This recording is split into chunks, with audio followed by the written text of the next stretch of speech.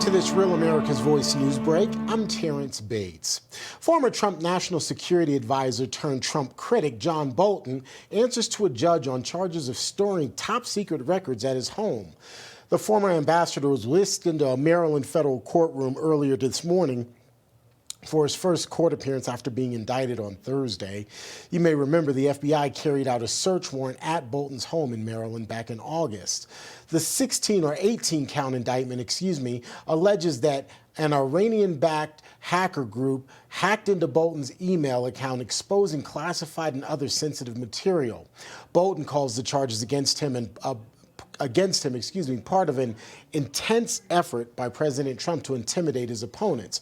Quote, "Now I have become the latest target in weaponizing the Justice Department to charge those he deems to be his enemies with charges that were declined before or distort the facts."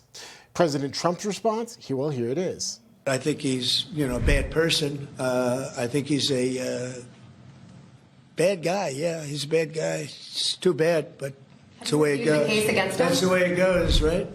Bolton faces 8 counts of transmission of national defense information and 10 counts of retention of national defense information as well.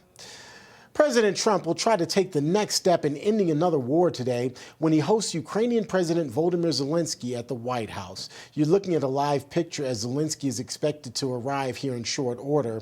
Today's in-person talks come just one day after President Trump had a lengthy phone conversation with Russian President Vladimir Putin. At issue is a long-awaited ceasefire and peace agreement between the two sides. While there have reportedly been agreements to various terms leading to a ceasefire, neither Russia nor Ukraine has been able to take the most critical step and stop the fighting. President Trump has recently shown the willingness to sell Ukraine long-range Tomahawk cruise missiles that could reach deep into Russia. It's something that Zelensky will likely ask for during today's meeting. However, after talking with Vladimir Putin on Thursday, the president saying, quote, "We need the Tomahawks for the United States of America as well." That's a quick check of your headlines. I'm Terrence Bates.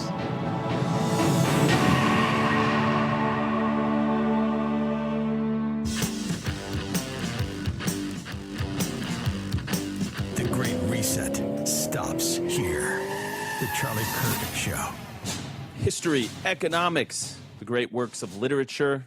Did you study these things in school? Probably not, unfortunately, with our school systems. But even if you did, it's probably time for a refresher course. Hillsdale College is offering more than 40 free online courses, including their newest course on totalitarian novels. That's right. In this free 8-lecture course, you'll learn from Hillsdale College president, the one, the only, the legend, Dr. Larry Arnn, one of Charlie's favorite people, by the way, Dr. Larry Arnn. He's the best. As he goes in-depth on 4 novels, 1984, Brave New World, Darkness at Noon, and That Hideous Strength. Even though these novels were written in the 1930s and 40s with these No Kings rallies, you can tell they're more important than ever, and they show how human nature can be corrupted and twisted into tyrannical impulses. So more importantly, they show us that faith, family, and friends and this country are worth fighting for. Maybe you read these books long ago. Maybe you've heard others talk about them and they seem a little intimidating. Don't let that stop you. Let Hillsdale College help you make the most of them. Go right now to charlieforhillsdale.com to enroll. There's no cost and it's easy to get started. That's charlieforhillsdale.com to register, CHARLIE for Hillsdale.com. All right, so we've got Mike Davis. Mike, I'm going to welcome you in really quick. Mike Davis from the Article 3 Project. Welcome to the show, brother. It's been too long, and I'm so excited to chat with you about Bolton and all this stuff.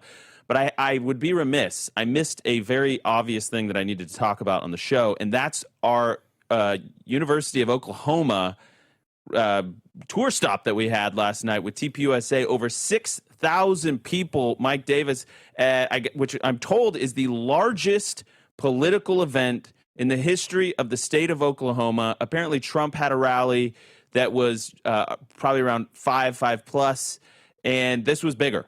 And lines out the door. We had Governor Stitt was there to open it. We had Savannah Chrisley, and we had Russell Brand, who I was getting notes all last night. They're like, this is wild, but the kids are eating it up. I mean, he was really going for it. And he had a viral clip where he was talking about, you need to be bold for Jesus. We have a revival going on. You need to stand up and be strong for your faith.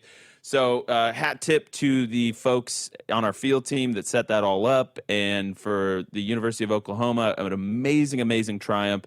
And we just can't find venues big enough. And now we have J.D. Vance and Erica Kirk that are going to be at Ole Miss in Oxford, Mississippi. And then we've got Eric Trump, Laura Trump, Benny Johnson, and I'm missing one. Oh, Coach Tuberville are going to be at Auburn on November 5th. So we've got more tour stops coming up. Those are going to be hot tickets. Hot tickets. Mike, I can't get you one. I'm so sorry. So anyways, welcome to the show, Mike. I had to do that because it was last night and it was just too good and a total triumph for the team. Mike, welcome back to the show. You're also joined by Mikey McCoy, Charlie's chief of staff, and now just chief of staff of Turning Point. There you go. Yeah, the chief. So welcome to the show, Mike.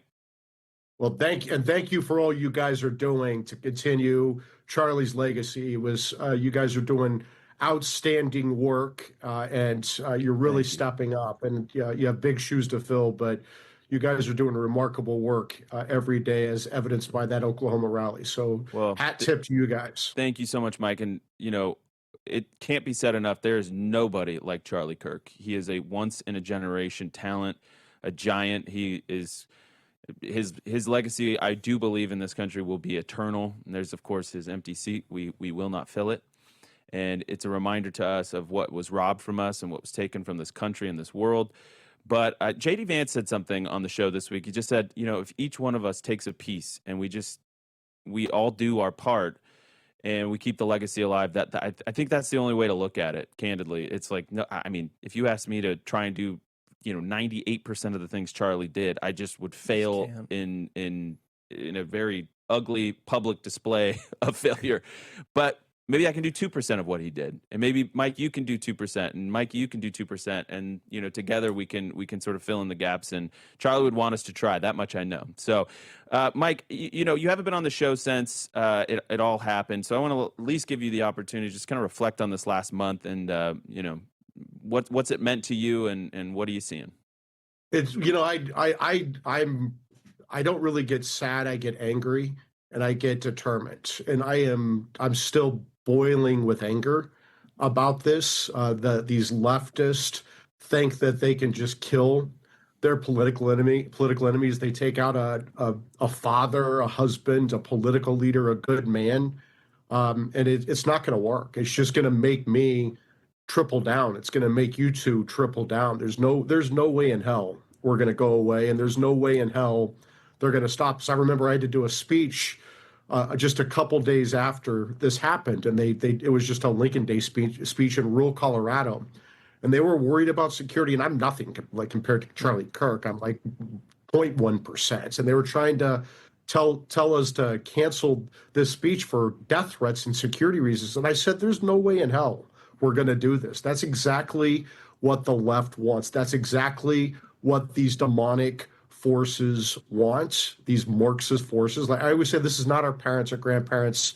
Democrat Party. These aren't liberals who love America and just disagree with conservatives on the best way to get there. They're leftist, they're Marxist, they're demonic, they hate America, they're trying to destroy us from within, and they don't want to debate us, they want to kill us. And we need to go in with that mindset that we have to destroy these demonic forces legally, politically, and financially. And that I am tripled down on that effort after what they did to Charlie. Well said, Mike. And I love that. And every time I hear somebody say something like that, I don't know about you, Mikey, but it gives me more courage, to keep going. So I know that we're not alone in this. I know there's an army of us, very peaceful army, but we are very, very serious. And so I just thank you for saying that. It really means a lot. Mike, you mentioned legally, and it's funny, actually, before the show started, I was like, hey, we got Bolton. Bolton's busted, mishandling of classified information. And Mikey goes, that's it? I was like, well, we got Comey, too. And he goes, well, what about it's just Fauci? This should just be the start. And I feel like a lot of conservatives feel this way, that this should just be the start. And what you saw at the left is they arrested people for being on the footsteps of the Capitol for January 6th, and they broke into their homes in front of their children and arrested them and put them behind bars. I was just texting with Siaka Mosaquai. Yeah. Siaka was, I think he stood inside for like a couple seconds or something. I can't remember the details of this case, and took a picture and walked out, and they came and raided him with his wife and his new baby. So she's pregnant. It's terrible stuff. And not to mention that, but the Catholic churches, what Fauci, 15 days to slow the spread, and there was no gain of function. I get it. We're all upset about all these things, but I love, just so you know where Mikey's head is at. Mikey's like, I want more. Smith, Merrick Garland, Fauci, Hillary.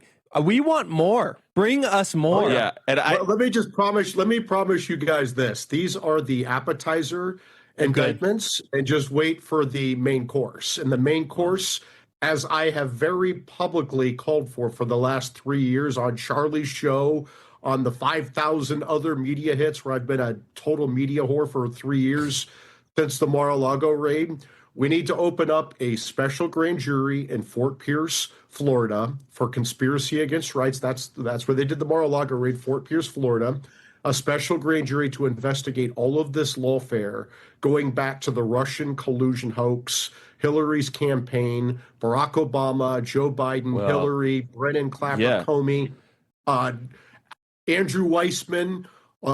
This is an ongoing criminal conspiracy. There's no statutes of limitations. Problem 18 USC Section 241, conspiracy against rights, when you politicize and weaponize intel agencies and law enforcement to go after your political enemies, like they did to Trump, like they did to his top aides like Bannon and Navarro and Jeff Clark, like they did to his supporters on January 6th when they persecuted them, like they did to parents, Christians. Well, there is going to be accountability. I'm going to make damn sure that happens. Well, I love that. And here's what's crazy about what's happening right now. I've been hate watching MSNBC for the last 2 days, and I'm learning a lot, actually. So every so often, what you do is you watch it, and then the commercials come on, and you turn it off so that you don't give them any credit for that. That's what I do. No, I'm kidding. I don't have that much time or attention to pay to it. But I have been hate watching it, and they are sullen. They were like, they have completely weaponize the justice system. And you hear that in John Bolton's statement saying, I'm the latest victim of Trump's weaponized. So now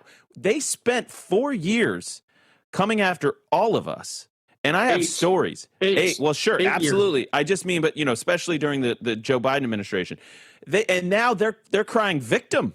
They're crying victim, and they're going to rip the country apart when they get their just desserts. It's absolutely, totally par for the course for these Democrats and these far left DSA socialists running around within their ranks, because we actually know who's the neck that's turning the head right now and will eventually become the head. We all know where this is going. The Democrat Party is going far, far left. In the wake of President Trump's election victory, we all asked the question, are they going to moderate? Are they going to go far left? Well, they're going farther left.